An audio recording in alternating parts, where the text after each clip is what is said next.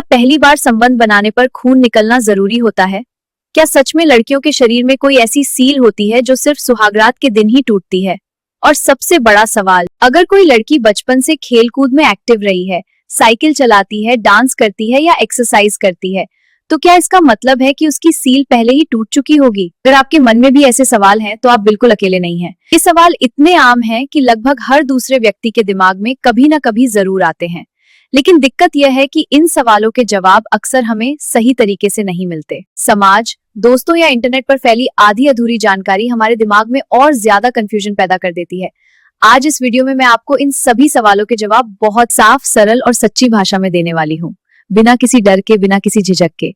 वो बातें जो शायद आपकी दोस्त, आपकी सहेली या कई बार डॉक्टर भी इतने खुले तरीके से नहीं बताते। अगर आप भी वर्जिनिटी के नाम पर डरे हुए हैं या अपने पार्टनर को लेकर आपके मन में कोई शक है, तो यकीन मानिए यह वीडियो आपकी सोच को पूरी तरह बदल सकता है। इसलिए अंत तक जरूर बने रहिए, क्योंकि आज जो सच्चाई आप जानने वाले हैं वह कई सालों से चली आ रही गलतफहमियों को तोड़ देगी। नमस्ते, मैं हूं डॉक्टर मही पटेल और आज हम बात करने वाले हैं एक ऐसे विषय पर जिसके बारे में बहुत बातें होती हैं, लेकिन सही जानकारी बहुत कम लोगों को होती है, और वह है हाइमन, जिसे आम भाषा में लोग सील कहते हैं। सबसे पहले एक बहुत जरूरी बात समझ लीजिए। जिसे हम आम तौर पर सील कहते हैं, वह कोई ताला, ढक्कन या दीवार नहीं होती जो पूरी तरह से बंद हो और जिसे तोड़ना पड़े।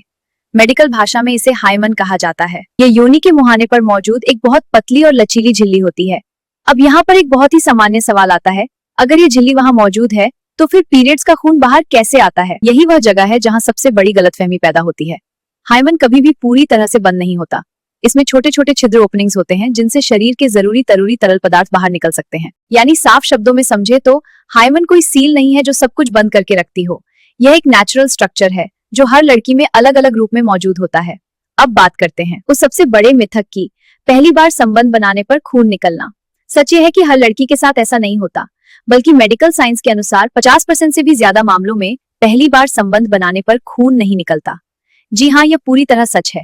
इसका कारण बहुत सरल है।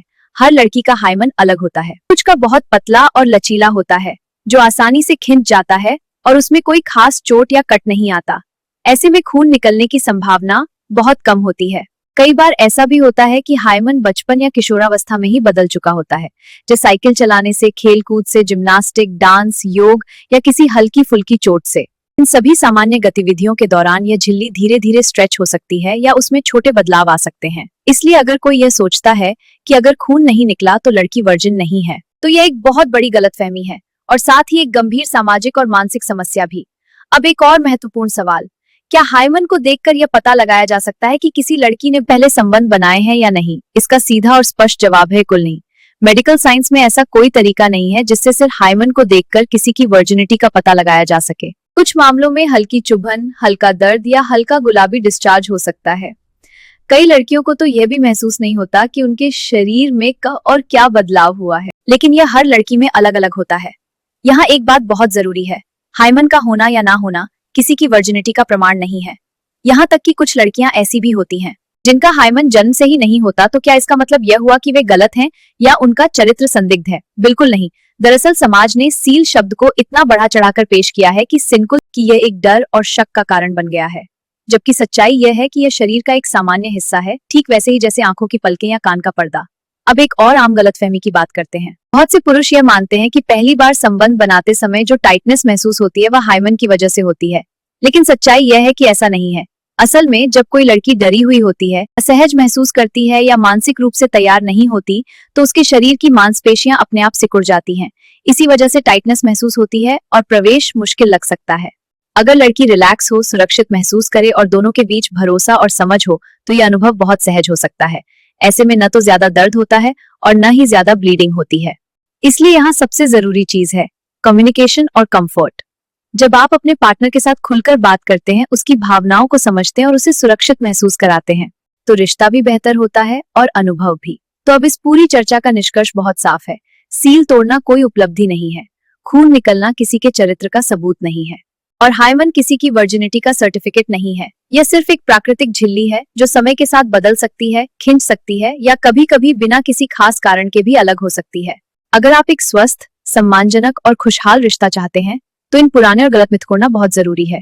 इसके बजाय आपसी भरोसे, समझ और सम्मान को प्राथमिकता दीजिए। उम्मीद है कि आज की इस सच्ची और खुली बातचीत ने आपके मन के कई सवालों को साफ किया होगा और आपके अंदर जो डर या कंफ्यूजन था उसे कम किया होगा।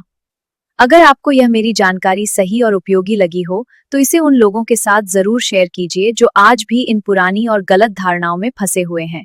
और अगर आप चाहते हैं कि मैं ऐसे ही इंफॉर्मेशनल और जरूरी टॉपिक्स पर आपको सही जानकारी देती रहूं तो इस चैनल को सब्सक्राइब करना बिल्कुल ना भूलें और कमेंट्स करा के जरूर बताना।